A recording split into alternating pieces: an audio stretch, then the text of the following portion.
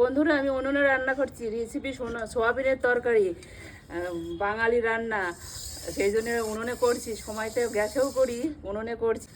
কড়াইটা একটু মেজে নিচ্ছি, তাই কড়াইটা একটু মেজে নিচ্ছি। মাটি দিয়ে নিলে কালিটা পড়বে, কিন্তু মাছতে এমনি নিলে পরে মাছতে খুব কষ্ট হয়, তাই জন্য উনুনে একটু দেবো, তো সেই জন্য মাটি দিয়ে নিচ্ছি। এই দেখো মাটিটা কমপ্লিট হয়ে গেল বন্ধুরা, দেখো। চলো এবার রেসিপিটা করে নিই। বাঙালির রাধা সোয়াবিনের তরকারি উনুনে বসিয়ে দেবো। এবার উনুনে বসিয়ে দিচ্ছি বন্ধুরা, তাকিয়ে দেখো, জ্বালানিটা গুছিয়ে নিয়ে আসছি। আমার দেখো কেমন হবে রান্না।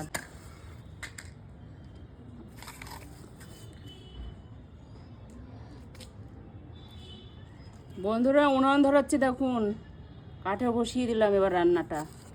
এখন উনুন ধরিয়ে দিয়েছি, উনুনটা ভালোভাবে ধরেছে, দেখো ওটা ধোয়া। বন্ধুরা কড়াই গরম হয়ে গেছে, এবার তেল দিচ্ছে। এবার আলুটা বসিয়ে দেবো। ধোয়া আলু আছে, এবার ভেজে নেবো উনুনে দিয়ে। এই যে আলুটাও দিয়ে দিলাম। কড়াইটা গরম হয়ে গেছে, আলুগুলো ভাজার জন্য একটু লবণ দিয়ে নিচ্ছি।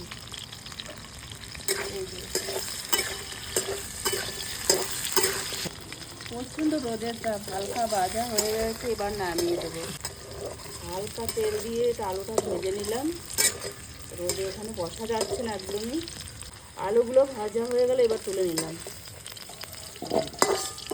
এবার সয়াবিনটা দেবো। সয়াবিনগুলো হালকা তেলে ভেজে নিলাম। এইগুলো আগে থেকে সেদ্ধ করা ছিল, তো তাই উনুনে একটু তেল দিয়ে ভেজে নিচ্ছি।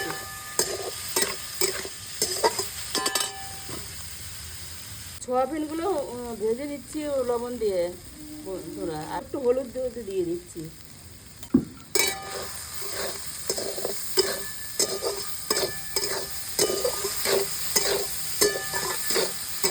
গোটা ভাজা হয়ে গেছে, এবার নামিয়ে নিচ্ছি। কড়াইতেই তেল দিয়ে নিয়ে রান্নাটা বসিয়ে দেবো। শুকনো লঙ্কা ফোড়ন দেবো, একটু জিরে ফোড়ন দেবো।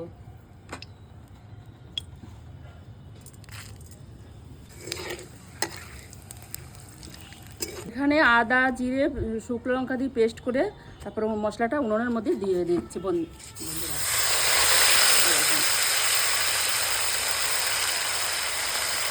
দিয়ে নাড়িয়ে দিচ্ছি, লবণ দিচ্ছি, এর মধ্যে একটু হলুদ দিলাম পরিমাণ মতন, আর একটুখানি চিনি দিলাম পরিমাণ মতন। চিনি দেওয়া হয়ে গেল, এবার বসিয়ে দিলাম।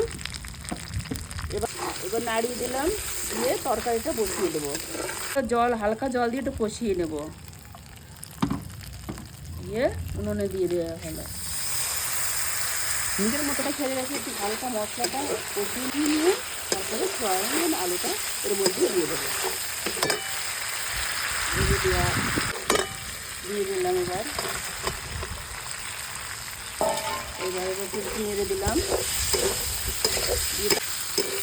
এবার কষিয়ে জল ঢেলে দেবো। এখন কি জল দিচ্ছ? হ্যাঁ, এবার জল দিয়ে দিলাম পরিমাণ মতন। হয়ে গেল।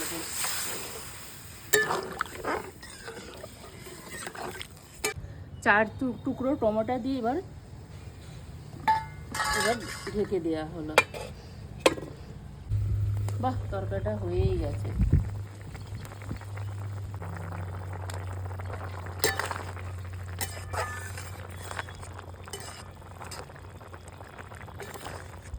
নামানোর আগে একটু গরম মশলা দিয়ে দেওয়া হলো, সঙ্গে একটু ঘিও দিয়ে দিলাম। এখন রান্নাটা কত সুন্দর হয়েছে, নিয়ে দিলাম বন্ধুরা।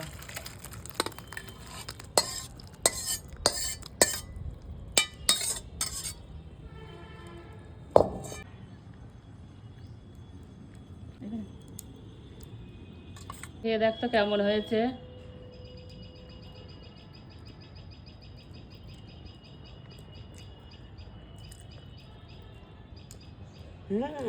সেই স্বাদ।